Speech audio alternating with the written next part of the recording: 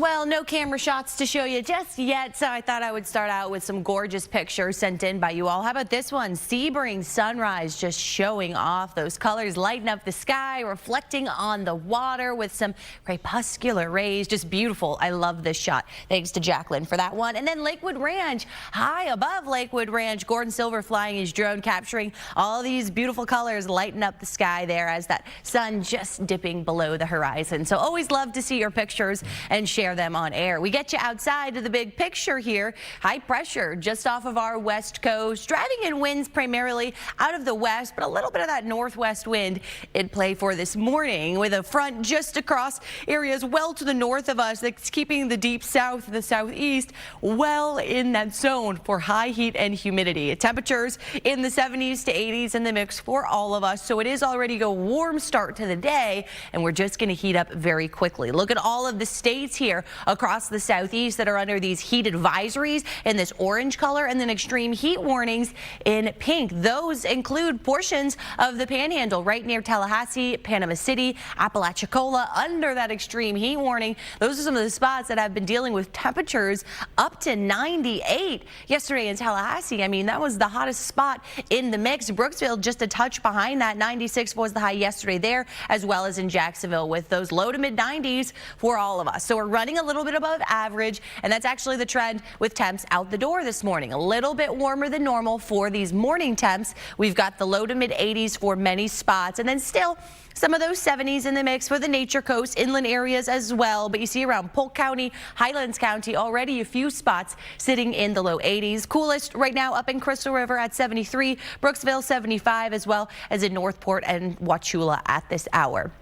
Switching over to the dew points, though, it is muggy. It's going to be steamy all day. Air you can wear with these dew points right now about 74 to 77 degrees. So they are up there all up and down the state, and that is going to continue to drive these feels like temperatures into the triple digits. So we're going to be talking 90s for highs, but feeling closer to about 100 by the middle morning hours, peaking around 105 to 110. So we're right in that heat advisory criteria. That's when we talk about these heat indices up to about that 108 degree range, and we have been dealing with that pretty much since last Thursday. So we're going on now day 5 of these widespread heat risk areas for Tampa Bay. As for the trend ahead, here's what your Fox weather model is looking like. There's that northwest wind I was mentioning to you. We start to get a little bit more of that due onshore west wind as we get into the afternoon hours, and 1-2 o'clock there will be a couple of those isolated showers, maybe a few rumbles of thunder for the Nature Coast. But really most of these storms confined north of I-4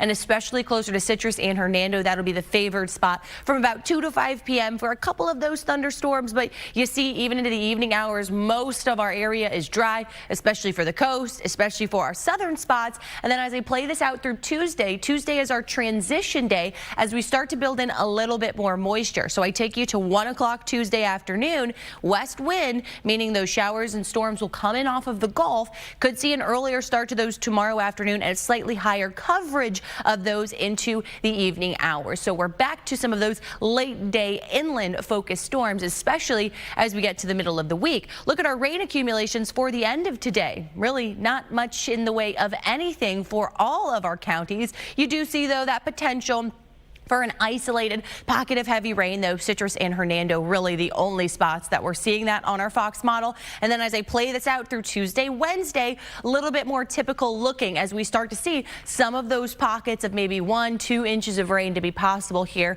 as we see that slightly higher coverage start to creep back into the forecast. But in the meantime, we look in the upper levels of the atmosphere, and it's this big ridge of high pressure. That's what's driving all the heat across the southeast. This high throughout the week is going to start to slide a little bit more west along the Gulf Coast. That's still going to keep us plenty warm, but it starts to scale back the heat just a touch. So we go from about the mid 90s today, tomorrow, then closer to seasonal for the end of the week and into this weekend. Our average high is 91, but we're just a couple of weeks away from that average high dropping back down to 90. So hey, some signs of the fall season on the way, or something like that anyways for Florida standards. As for rainfall the next 5 days, you see Coverage starts to build back in for our northern spots tomorrow, Wednesday, and then it's Thursday, Friday where I had those storm chances back to 40%. That is much more typical for this time of year. We've definitely been drier than average for the last several days. Talking tropics now, what was a busy picture last week with several tropical waves out in the main development region, now quiet. Saharan dust continues to blanket parts of the Atlantic, and we have very hostile upper level winds between that strong shear and Saharan dust. A lot of those waves really ran into those conditions and fizzled out. So nothing we're watching out there. Some good news there. Highs for today.